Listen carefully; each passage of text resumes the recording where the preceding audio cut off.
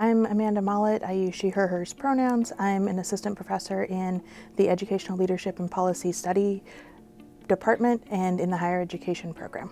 Both my research and teaching align with diversity and equity in higher education. My research studies experiences of students with historically minoritized gender and sexual identities, with a focus on LGBT students and asexual students in particular. As someone who identifies as queer, thinking about my own college experiences, different ways that I've navigated that, really brought studying queerness to the forefront of thinking about college students' experiences, being able to amplify those students' voices, help to identify ways that we can make higher education more supportive, more affirming, and create more positive experiences and opportunities for LGBTQ students has really continued to affirm that work.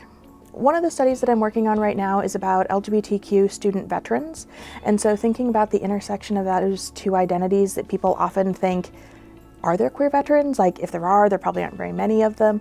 And with that work, really just creating opportunities to understand the breadth of who students are, the ways that they're existing on campus, the ways that our campus spaces can and should shift, so that it's not a matter of how do we help students to feel comfortable on campus, but how do we create campuses where that is less of a question? So much of the work about minoritized people broadly, but particularly queer students, really talks about challenges and deficits and the difficulties that students encounter.